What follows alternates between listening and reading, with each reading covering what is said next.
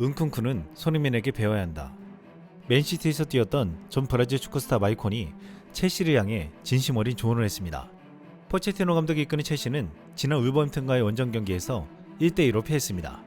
첼시는 경기를 지배하고도 결정적인 기회에 골을 넣지 못하고 0대2로 끌려다녔는데 마지막에 은쿤쿠가 골을 넣으면서 앞으로의 활약을 기대케 했습니다.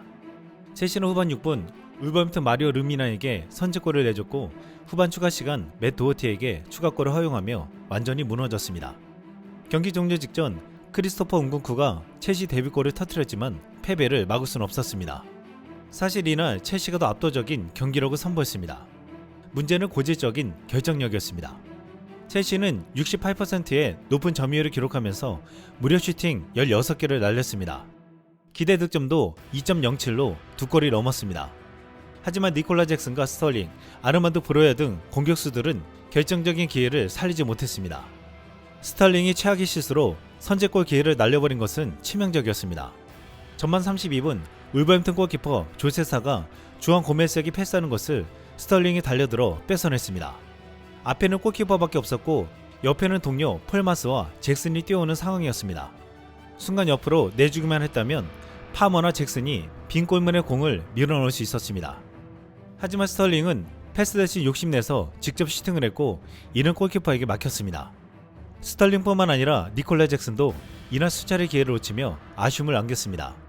후반 9분 니콜라 잭슨은 수비수 2명을 뚫고 나가 골키퍼 앞에서 결정적인 기회를 잡았는데 스텝을 주춤거리더니 슛도 못해보고 공을 빼앗겨 넘어지고 말았습니다.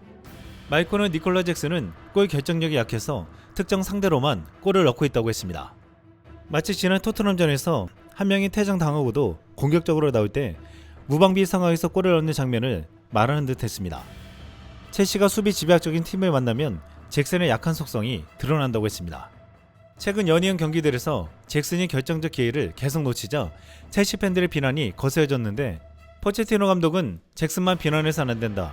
팬들이 실망한 것을 이해하지만 골을 넣지 못한다고 공격수를 욕할 것이 아니라 선수 전부를 비판해야 한다라고 말하기도 했습니다. 그러면서 포체티노 감독도 첼시 선수들의 결정력은 당황스럽다며 솔직히 나도 납득하기 힘들다.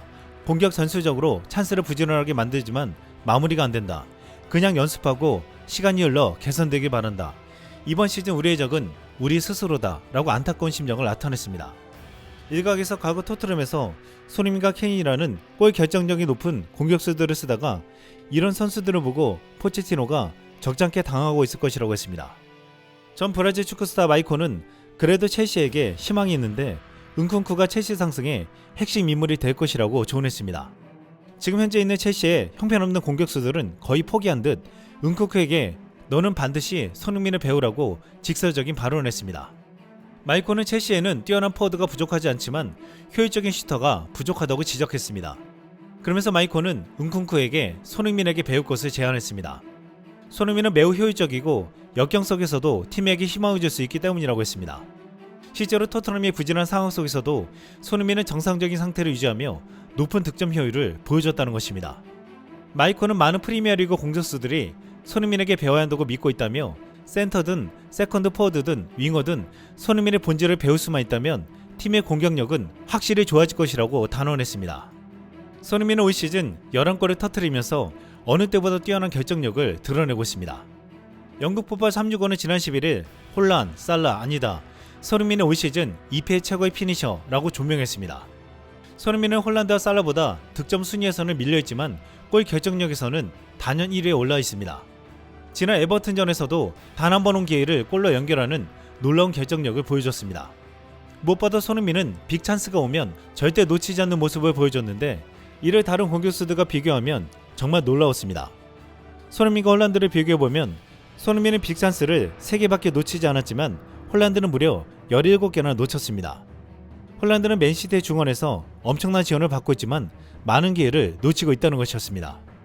반면 손흥민은 거의 오지 않는 기회에서 단 한 번이라도 패스가 온다면 이를 골로 연결시키고 있었습니다. 리버풀의 누니에즈도 빅찬스를 놓친 것이 15회나 되었고 살라는 7회, 레시포드 6회, 스털링 6회였습니다. 27일 열린 맨유 아스톤빌라전에서 맨유가 1200억 원을 주고 영입한 호일룬이 드디어 데뷔골을 넣고 환호했습니다. 무려 15경기 1026분 만에 터진 골이었는데 호일루는 마치 모든 것을 이룬 듯 포효했습니다. 그만큼 프리미어리그에서 골을 넣기가 어렵다는 것을 보여주는 장면이었습니다. 호일루는 손흥민과 비교하면 빅찬스를 놓친 것이 9회나 되었고 슈팅 정확도도 50%밖에 되지 않았습니다. 첼시에서 욕을 먹고 있는 니콜라 잭슨의 기대 득점은 무려 10.63으로 시제 득점보다 3골 이상 많았습니다. 즉 10에서 11골 정도는 넣었어야 본전만큼의 활약을 하고 있다는 말이었습니다. 손흥민의 기대 득점 값은 6.58인데 무려 11골이나 넣었습니다. 손흥민을 기대할 수 있는 것보다 거의 2배 이상의 골을 넣고 있다는 것이었습니다. 이에 브라질 스타 마이콘은 손흥민의 신기한 마법을 강조했습니다. 일반적으로 공격수가 임팩트와 폭발력, 장거리 뛸 수 있는 능력을 갖추었다면 그의 기술이 거칠어지고 공격수의 드리블이 섬세하고 풋워크가 뛰어나다면 속도를 높이는 능력은 다소 약해질 수 있다고 했습니다. 다들 전자를 체력이 뛰어난 선수라 부르고 후자를 기술적인 선수라 부르는데 놀랍게도 손흥민은 이 두 가지 장점을 겸비한 선수라고 말했습니다. 이 때문에 마이콘은 이번 첼시전에서 골을 넣은 운쿠쿠에 대해서 손흥민을 배우라고 말한 것입니다. 첼시는 빅찬스 미스의 수가 36회로 리그에서 가장 많았습니다. 첼시는 공격수들의 부진에 지난 시즌 분데스리가 득점왕 은쿤쿠를 데리고 왔습니다. 은쿤쿠는 이미 검증된 뛰어난 공격수이지만 프리미어리그 무대는 더욱 빠르고 험악하다며 이곳에서 어떤 선수도 뛰어넘을 수 없는 마법 같은 선수 손흥민을 배우라는 것입니다. 최근 토트넘은 손흥민에게 토트넘 레전드 대우를 해줄 것이라면서 현지 언론에서는 역대급 장기 재계약 협상을 추진하고 있다고 보도하고 있습니다. 사우디 클럽들은 지난 여름 손흥민을 거액에 영입하려고 시도했지만 실패했습니다. 그런데 이번 1월 겨울 이적 시장에서 손흥민 영입을 재시도할 것이라고 했습니다. 손흥민은 이미 지난 여름 사우디 클럽들에게 백지 수표를 제의받았다고 했습니다. 당시 알 이티하드의 칼레르 알마르족이 구단주는 손흥민을 영입하기 위해 백지 수표까지 제시할 의향이 있다고 밝혔습니다. 이번 겨울 이적 시장에서도 원하는 만큼 돈을 줄 테니 계약만 해달라고 애원할 것으로 보이고 있습니다. 그런데 토트넘도 이 상황을 알고 있다고 했습니다. 영국 기브미 스포츠는 손흥민이 사우디 클럽의 제안을 거부했기에 토트넘이 이에 상응하는 대우를 해주려 한다고 했습니다. 기브미 스포츠는 사우디아라비아 자본들이 프리미어리그에서 손흥민을 데려오려고 했지만 이뤄지지 못했다.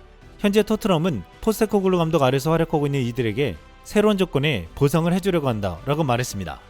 ESPN에 따르면 알 이티하드는 손흥민에게 연봉 3천만 유로, 하나로 약 419억 원을 제안하려고 한다라고 했습니다. 토트넘 레비 회장은 지난 여름 해리 케인이 토트넘에 남는다면 주급 40만 파운드로 EPL 주급 2위를 보장해줄 것이라고 했습니다. 연봉으로 환산하면 350억 원 수준이었습니다. 지금 토트넘이 손흥민을 레전드급으로 대우해준다면 해리 케인에게 제안했던 주급 40만 파운드에 근접하는 게 아니냐고 말하고 있습니다. 사우디의 백지 수표도 거부하며 무너져가는 토트넘을 살려낸 손흥민에게 지금 토트넘은 역대급 연봉으로 최고 대우를 해준다는 것입니다. 손흥민은 EPL에서 우승 트로피를 들어올리지 못했지만 지금 모든 공격수들이 배워야 할 롤모델로 지목되며 살아있는 레전드가 되고 있습니다. 이상 쓸멍이었습니다.